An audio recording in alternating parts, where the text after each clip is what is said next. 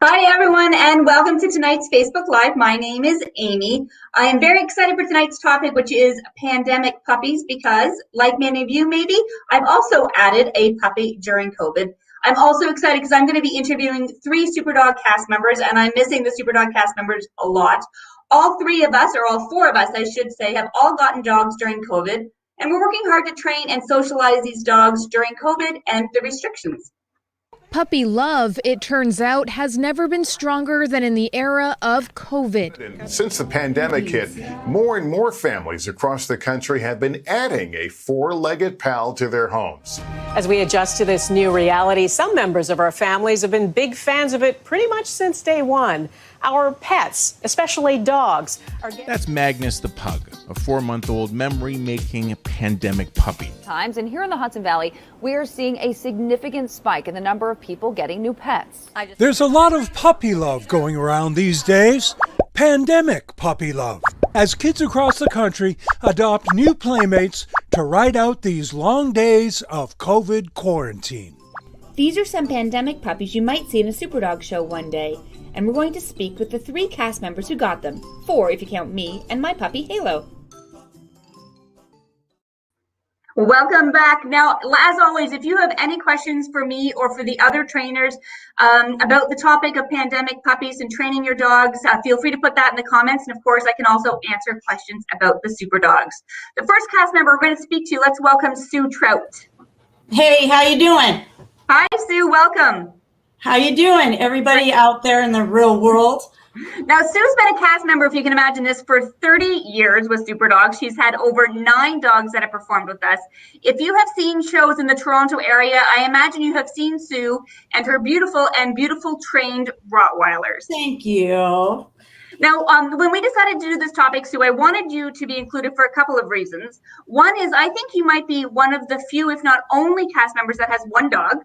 You are a dog trainer, and you have a Rottweiler. And I believe that Rottweilers are held to a different standard. I think if somebody has a poodle and they're barking, somebody might find it amusing or funny. If your dog's barking, somebody would probably not find it funny and might be intimidated. So you probably have to work a little bit harder than everybody else. I do. And that's the good thing about having Rotties in SuperDogs, is to show them that there are some really good ones out there. You hear about the bad ones, but you don't hear a lot about the good ones. Absolutely. You're a great ambassador for the breed. Can you introduce us to your latest addition? This is Mudweiser, and he's my first male Rottie after 6 girls. It's a bit of a change. Have you found it different owning a boy? Oh, yes. They're easier to pee, though. You just find a corner, so they're easier. I find he's quicker than the girls were. He's a little bit smarter, I think, but he's also a little more pushy. Yes, that makes sense. Now, what's it been like training and socializing an adult dog during COVID?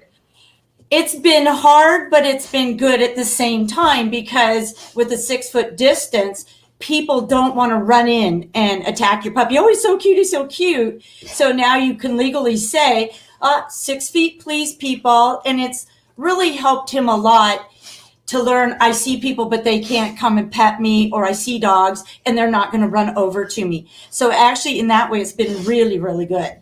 You have a fan. Somebody named Jacqueline said that Weiser was the smartest dog ever. Oh, yes, that's his auntie. Oh, is there anything that you have done, like in terms of your training or socializing, different with Weiser that you did before, like that you had to prepare for, given that you haven't had all of the opportunities, maybe? Yeah, I found that in order to use his mind a little bit more, because he can't interact with other dogs, I went to a lot of trick training. So that took a little more time, built our bond a little bit stronger, I believe. And then I also worked on foundation a lot. You can never work on too much foundation. So he's probably a little more solid than my other dogs ever were, just because I focused on that, just to give him interacting time doing something. I'm feeling neglectful. Stu and I are from Ontario, so our restrictions maybe are different from other people's. Because if you say that your dog's foundation is stronger, I always thought that the girls were exceptionally trained. So that's making me think that I maybe need to up my game. I actually put Halo in an obedience class. We were closed for so long, as you know, and then we got open again and we were allowed to go to classes. And I put her in a class, not because I wanted her to learn the exercises. I felt she knew those, but I really needed her to be around other dogs. Because when I take my dogs places, like we go hiking, and I really pick places where dogs aren't going to be. That's actually my goal, is to go where I won't find dogs. And if I could cherry pick dogs at a dog park, I would maybe go to a dog park, but I want the experiences to be positive. So I found obedience classes really helpful in terms of just allowing her to be around dogs that not have the pressure of playing, but still being exposed in a positive way. Yeah, because they find quite quickly, I don't get to go over there and interact with them. It's still all about me, even though you see all that out there. And that's where the pandemic has helped a little bit, I think. So there is, I guess, a silver lining. So when I got Halo, she has always been raised with masks. So that's sort of what she thinks is normal. It wasn't like with my other dogs where I thought maybe I should desensitize them to this. This is something that is new for them. Did you have to do anything different with Weiser? Was he just rolled off his back? He didn't care, or did he react differently? Well, sometimes because I love him dearly, and sometimes he's just kind of a male. Okay, nobody take offense, please. The only time he's reacted to a mask is when a good friend of mine sent me a picture of him on my mask. And so when I put that on, he just backed up and started to bark at me like, what? No other masks has he done that to. So I had to condition him that mask is okay. There's cookies involved. And he got over it, but it was quite funny. I've never noticed with any of my other dogs, and I actually had a disagreement once with a SuperDog cast member about dogs watching TV. And so I have never had a dog even acknowledge the TV. And Halo watches the TV, and she'll watch it like she's watching Yellowstone with me. Like she's full on looking at the TV screen. And she's very intrigued by any animals, dogs in particular. And sometimes we'll bark at them in a curious way. And she did it during the opening tonight when our opening line with the SuperDogs. She was looking at the dogs, and I thought, that's sort of interesting, the same sort of idea. I wouldn't have thought that would have mattered, but they see, and they're so much smarter than we give them credit for. They do. It's like barrier frustration, looking out the front window, watching things move, and then looking at the TV and watching things move, still reacting. Yeah, absolutely. We find that the people don't understand that. So for some people, getting a dog during COVID was perfect. They suddenly had an influx of time at home that they maybe didn't have before. And before, maybe they were waiting because they didn't have a dog to get a dog because they didn't think they had time. And suddenly they did. What sort of even reputable breeders and reputable breeders and shelters had a huge waiting list. My neighbor tried desperately to get a dog, and she would be an excellent home for many, many months. There just were not dogs around. Right. What advice do you have for somebody that's looking to get a new dog in terms of how they would go about it during this time? Do your research first. Okay. Remember, number one, your new dog or your new pet of any sort is not just for the lockdown, it's for life. Okay, so you have to know that you can't train it for the next close down, which is 28 days, and then go back to normal and throw it in the back for life. So they have to think about that. The responsibility of the vet bills, that type of thing, health issues, your dog food, everything. A lot of the rescues, they're really even your breeders, they've got lists, but they're really trying to weed out people who it's just a fad, because dogs are not fads, right? Yes, and as we've seen in the reports, that people that have got dogs early on in COVID and already gotten rid of them because they didn't maybe realize the commitment. Exactly. If you had one something that you would say is the best part about having a dog during COVID, what would you say that is? Well, there it is. There's that someone to point with. He keeps me sane. He puts a smile on my face all the time because he learns good things quite quickly and bad things quite quickly. So he's always keeping me thinking, or he'll wake up one day and go, I've never heard the word sit. Okay. So he's keeping me on my toes, but he is fun. I love what you said when he learns good things quickly and bad things quickly, because sometimes when dogs exhibit behaviors that we find undesirable, people think that means their dog's not smart. They have no idea that means that you're just smart and compliant are two very different things. I think one of the biggest problems that I run across in classes is people think dogs speak English. Yes. Dogs do not understand. Come. They don't understand that. They have to be taught that word means this behavior.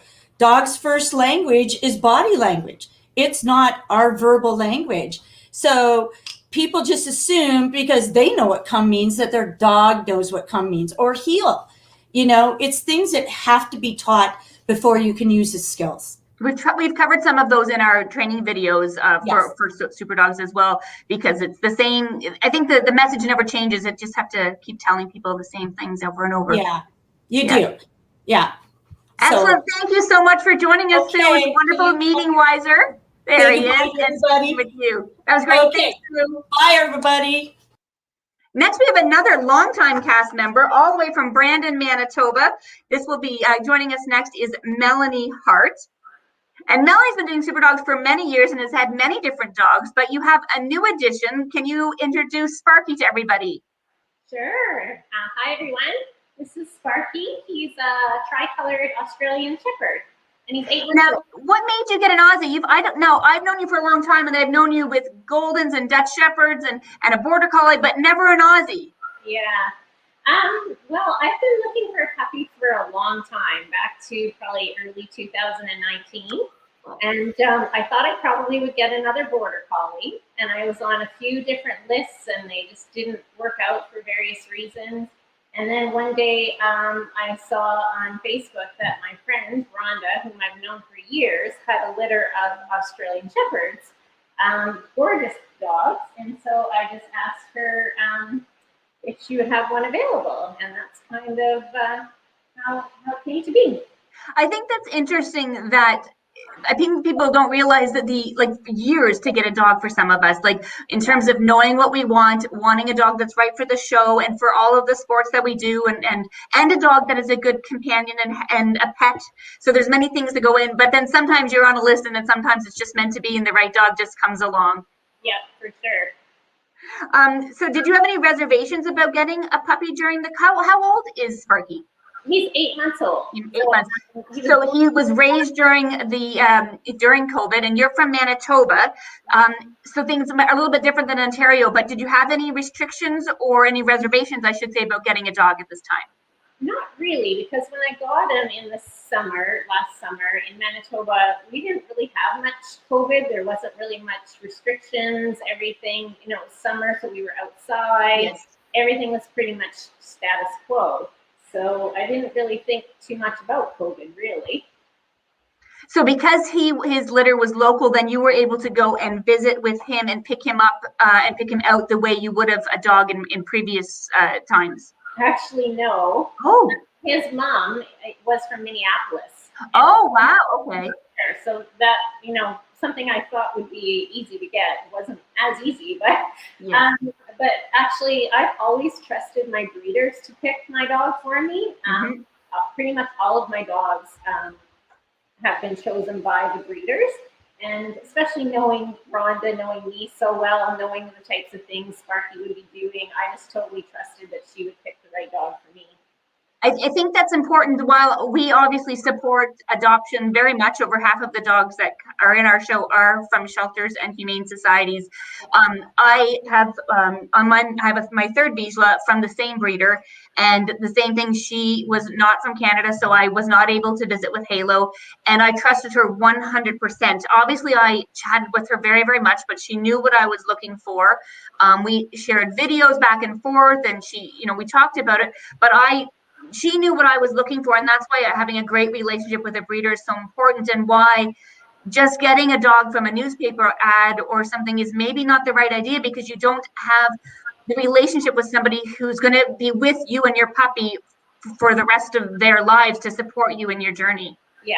And I think the shelter people too, they get to know the dogs that are absolutely. Yes, they have. When I worked at the Toronto Humane Society, and we were very involved with the dogs, and there would be times when somebody would come into a dog where you would steer them away from a dog that they wanted, knowing what would be a better match, and trying to make sure that the dog is staying in a home forever, as opposed to a temporary home. Has it been in Manitoba at all different for you with Sparky now throughout the last 8 months then? Yeah, it has been. I was able to get one session of puppy classes in the fall, and then everything shut down. So, normally with my other dogs, they would have traveled a lot more to maybe a SuperDog show or an agility competition, or and definitely taken more classes, like you were saying earlier, to get them out with the other dogs. So that hasn't happened as much, but luckily he's got a really good personality, and yes, he's not phased. He bites my hair, I guess. But yeah, so his genetics are pretty good. So I was going to ask you if there's anything that he's missed out on, but it sounds like you've done a lot to ensure that even if he's missed out on it, that the social opportunities and socialization opportunities have still been there for him. Yeah, well, and I try to think of things that he would need to have in terms of our life. So we travel a lot, so yes, he needs to be comfortable in a crate in a car. So from day one, we've always taken him, in the car. We both, my husband and I, aren't working from home, so he's had to be crate trained, and so that's all the norm for him. That will make it easier when life resumes. There won't be an adjustment for him. Yeah. Very nice. I was saying earlier to one of the cast members that I feel like I sort of socialize my dogs almost by accident.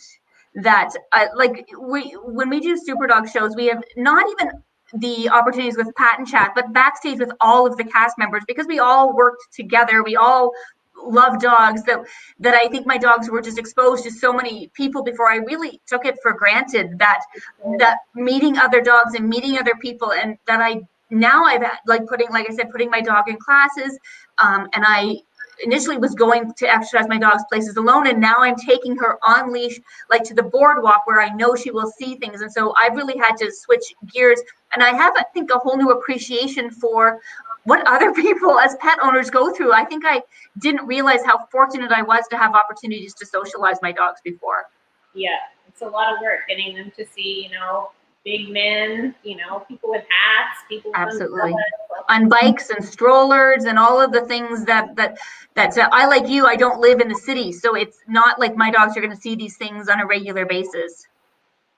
If you had one piece of advice that you would give someone that is adding a dog right now, so assume someone's taking a pet home in the next couple of weeks, what advice would you give them?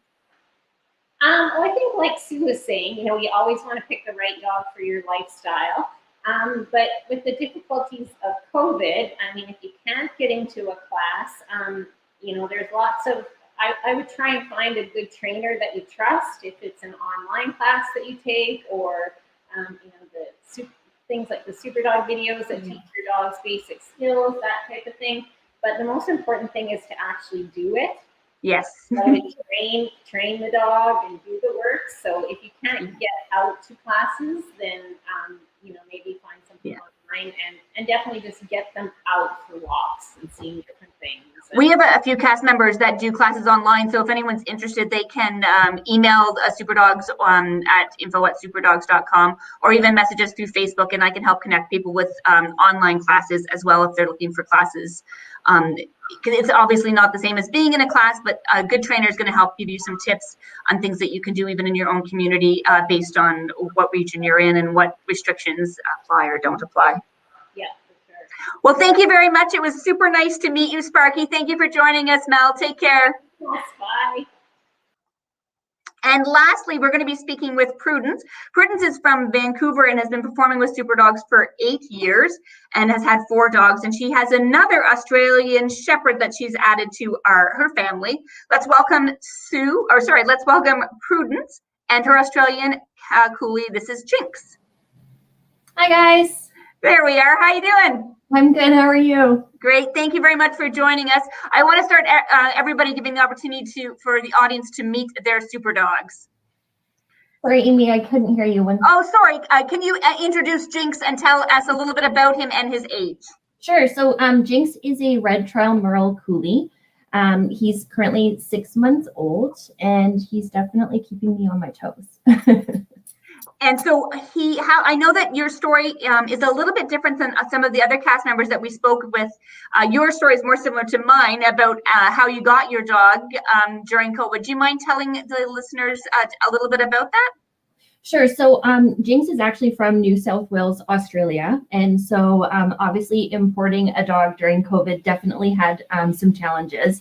At first, we thought that we would be able to import him at 10 weeks of age. But unfortunately, due to airlines reducing their flights and schedules, we had to wait until he was 12 weeks old, which put us in transport in December, which is summer in Australia, and then added another wrench to that in the sense of the temperature had to be under 25 degrees Celsius in order for him to be able to safely be transported. So we were basically down to the wire of the day that he was set to come to Vancouver, just waiting to make sure that, everything aligned so that he could get on the plane safely. It's quite a journey for him. I'm glad that he made it. Yeah. He's adorable. So I know that you're in Vancouver, so things are different from us in Ontario. What are some things that you've done during COVID with Jinx? Because he's been raised only knowing sort of a different lifestyle. So what are some things that you've done to socialize and train him that you maybe didn't do with your other dogs? Yeah, I mean, we've definitely kind of had to change things up. Definitely. Like I was fortunate enough to be able to get him into about 2 or 3 puppy classes. So we were able to do that. Right now we are in another level of restriction. So basically nothing is happening. Typically I would take him to like the garden center and the grocery, like hang out outside the grocery stores and see like people with the shopping carts and, carrying their groceries and allowing him to meet people. And, now one of the things that I'm finding is we're doing a lot more observation as opposed to actually like meeting people. So that's definitely something that I've kind of had to change with him. I noticed with my dog, one of the things that I do with all of my dogs, I do a lot of focus and attention. And I noticed with Halo that I had because it was something that was easy to do during COVID, I think I probably did a little too much of it. And I found that she I would take her busy places, and this will sound crazy to people who want this behavior, but she would only look at me. And so I actually had to teach her to look at other things, because I do think that there's some fallout from dogs that don't acknowledge things around them. They don't have, and by acknowledge, I mean, they don't have to play with the other dogs or chase the kid on the bike, but they should, it's in their world. And so they should look at these things and make the decision to not react to them, as opposed to sort of doing an obedience exercise of always staring at me. And so I don't know if I would have had to do that prior to the pandemic, because I would have allowed my dogs to be dogs a bit more, and she sort of missed the opportunity to just be a dog in terms of what was normal. So I do think that this has been helpful in terms of my training as well, keeping me on top of some of the skills that I have.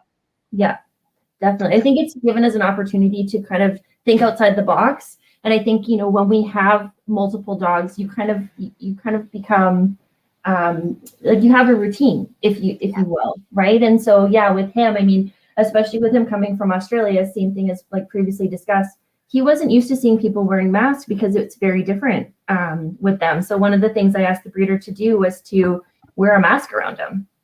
So so in Australia they don't wear masks. Well, they were just at the time.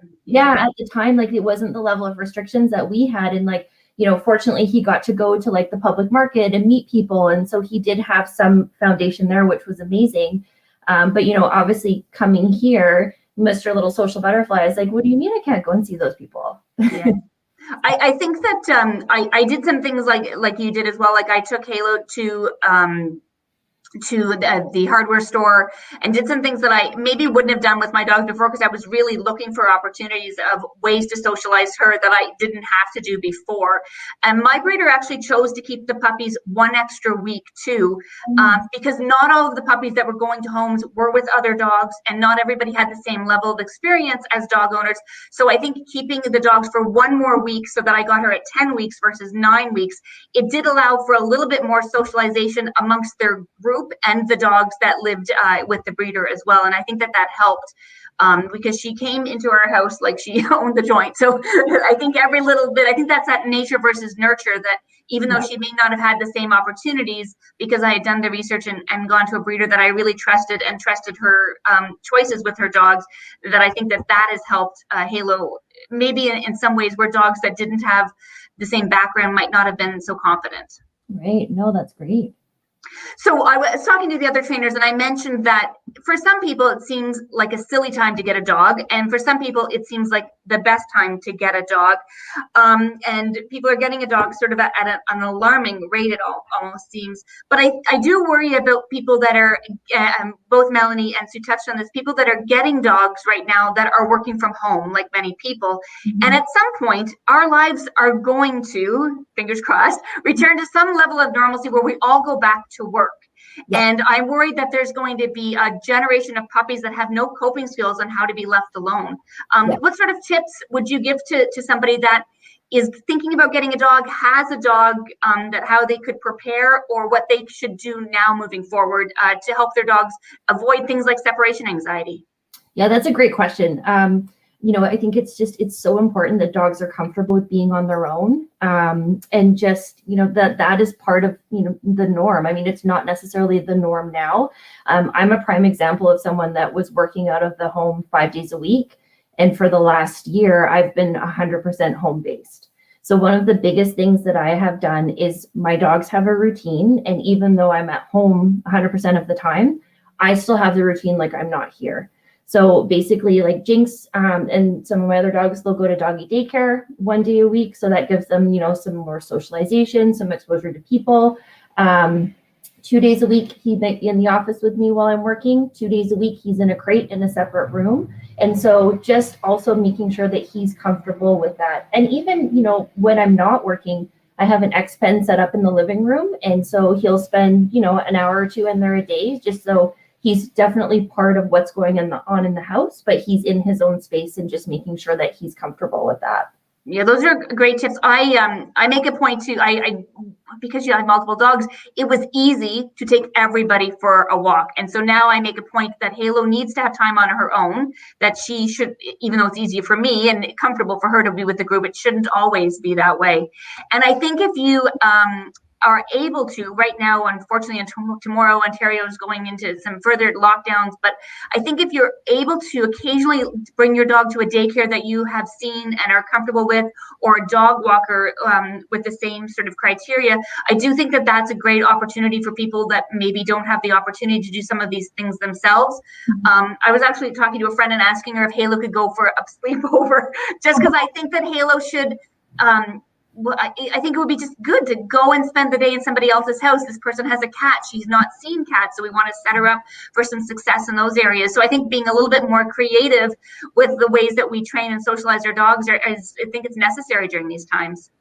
Yeah, and one of the things, and you had touched about it on it earlier, is like if you could pick the dogs in the dog park. Well, one of the things that I love about the doggy daycare is like the dogs are screened, right? So yes. You know, they're given an opportunity to have good play sessions with other dogs, which is really important with a puppy. Absolutely, and that we could talk, I think, all days a day about what the good, bad, and the ugly about dog parks and people sort of stepping in and sticking up for their dogs and what's appropriate and what's not. And I think by being at a daycare with a puppy, somebody else has done all of that work for you, and so there's somebody who's going to interrupt the play and make sure that nobody's getting bullied and that it's a positive experience for your dog occasionally, or for people that work maybe a little bit more often. Definitely. Absolutely. Well, thank you so much for joining us. It was great speaking with you. Hopefully I'll see you at a show again soon. I'm missing all the cast members and missing the shows, of course. Thanks so much for having us. It was great speaking with you. Well, of course, should thank all three of our cast members. It was great chatting with Sue, Melanie, and Prudence. It might not seem like the ideal time for somebody to bring home a puppy, but with some planning and with being a bit creative, it is possible to raise a happy and well-behaved dog. But as always, remember to love your dog, play with your dog, and communicate with your dog. Until we speak next time, take care, everybody.